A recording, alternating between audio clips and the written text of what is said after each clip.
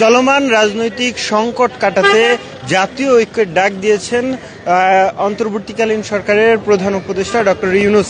এবং এই মুহূর্তে রয়েছি ফরেন সার্ভিস একাডেমিতে, যেখানে আমরা দেখতে পাচ্ছি যে রাজনৈতিক দলগুলোর সাথে অন্তর্বর্তীকালীন সরকারের প্রধান উপদেষ্টা ডক্টর ইউনূসের কিন্তু বৈঠক চলছে। এবং গতকালই আমরা দেখেছি বৈষম্য বিরোধী ছাত্র আন্দোলনের যারা নেতাকর্মী রয়েছেন, যারা সমন্বয়ক রয়েছেন, তাদের সাথে ডক্টর ইউনূস একটি বৈঠক করেছেন। আজকে মূলত ছাত্র সংগঠন সহ ধর্মীয় সম্প্রদায়ের নেতাদের সঙ্গে বৈঠকে বসবেন এবং আজ বেলা 4টারও আগে থেকেই কিন্তু এই যে ধারাবাহিক আলোচনা সেটি কিন্তু চলছে এই রাজনৈতিক দলগুলোর সাথে। আমরা ফরেন সার্ভিস একাডেমির ঠিক সামনে রয়েছি। এই মুহূর্তে ফরেন সার্ভিস একাডেমি থেকে দেখানোর চেষ্টা করছি আপনাদেরকে বিভিন্ন রাজনৈতিক দলের নেতাকর্মীরা, এই সদস্যরা দলে বিভক্ত হয়ে তারা এই ফরেন সার্ভিস একাডেমিতে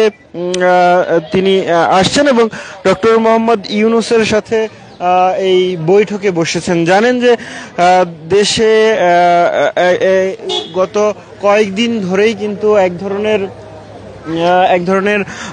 উত্তেজনা বিরাজ করছিল এবং ধর্মীয় সম্প্রদায় সহ সম্প্রীতি নষ্টের এক ধরনের অভিযোগ উঠেছিল এবং এখনো পর্যন্ত ভারতীয় গণমাধ্যমে একের পর এক বাংলাদেশে ধর্মীয় সহিংসতার হয়েছে এমন অভিযোগ করছেন এবং সেই অভিযোগের পরিপ্রেক্ষিতেই কিন্তু বলা চলে যে বাংলাদেশ সহ ভারতের এবং সেই সাথে ভারতে বাংলাদেশ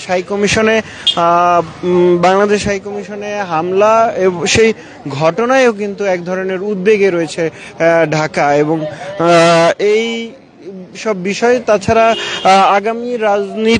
আগামী নির্বাচন সহ যে সংস্কারগুলো রয়েছে সেই সংস্কারগুলো আসলে কতটুকু করা যাবে, কি করতে হবে এই সংকট সমাধানে, সেই বিষয়গুলো নিয়েই মূলত রাজনৈতিক দলগুলোর সাথে বসবেন। যতটুকু জেনেছি বিএনপির 5 সদস্যের একটি দল, তারা কিন্তু ইতিমধ্যেই ডক্টর মোহাম্মদ ইউনূসের সাথে বৈঠকে এসছেন এবং যে ফরেন সার্ভিস একাডেমি রয়েছে সেই অফিসের একটি বিএনপির যে মিডিয়া সেন্টার, সেই মিডিয়া উইং ফোর্স থেকে জানানো হয়েছে যে ফরেন সার্ভিস একাডেমিতে তাদের একটি প্রতিনিধি দল চেয়ারপারসনের কার্যালয় থেকে রওনা করেছেন এবং তারা ভেতরে প্রবেশ করছেন এবং জামায়াত ইসলামীর পক্ষ থেকেও কিন্তু আজকে এই ফরেন সার্ভিস একাডেমিতে ডক্টর মোহাম্মদ ইউনূসের এই বৈঠকে তারা অংশ নেবেন। যেমনটা আসলে বলছিলাম যে একাংশ বিএনপির এর অংশ হিসেবে বিএনপি বিকেল 4টার দিকে প্রধান উপদেষ্টার এই রাষ্ট্রীয় অতিথি ভবন যমুনার বৈঠকখানায় এবং দলটির সিনিয়র স্থায়ী কমিটির সদস্য ডক্টর মোহাম্মদ মোশাররফ হোসেনের নেতৃত্বে 5 জন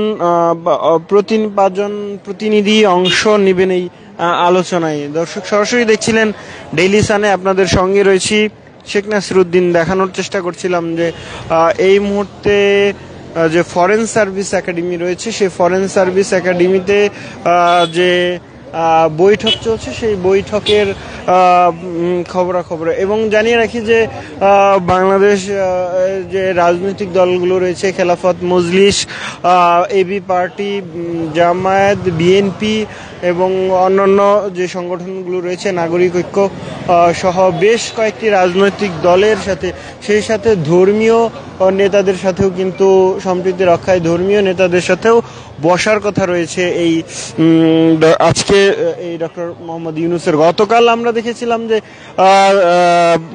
বৈষম্য বিরোধী ছাত্র আন্দোলনের যে সমন্বয়করা রয়েছেন তাদের সাথে কথা বলেছেন এবং সমন্বয়ক হাসনাত আব্দুল্লাহ তিনি বৈঠক শেষে বলছিলেন যে বাংলাদেশের স্বাধীনতার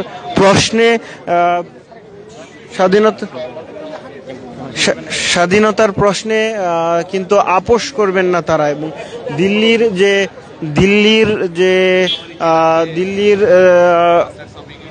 দিল্লির যে প্রোপাগান্ডা তার বিরুদ্ধে কঠোর পদক্ষেপ নেওয়ার দাবি জানিয়েছিলেন সমন্বয়করা গতকালকে, এবং তারা বলছিলেন যে সমন্বয়করা এই দিল্লির যে প্রোপাগান্ডা সেই প্রোপাগান্ডা রক্ষায় এখনই সরকারের দায়িত্ব নেওয়া উচিত এবং সরকারের প্রতিবাদ জানানো উচিত। যদিও আমরা দেখেছি গত সোমবার আগরতলা যে বাংলাদেশের হাই কমিশন কার্যালয় রয়েছে সেখানে যে হামলার ঘটনাটি ঘটেছে সেই ঘটনায় কিন্তু তীব্র প্রতিবাদ জানিয়েছে বাংলাদেশের পক্ষ থেকে, তীব্র প্রতিবাদ জানানো হয়েছে এবং ভারতীয় হাই কমিশন, বাংলাদেশে নিযুক্ত ভারতীয় হাই কমিশনের প্রণয় ভার্মা তাকে ডেকেও কিন্তু এই প্রতিবাদ জানানো হয়।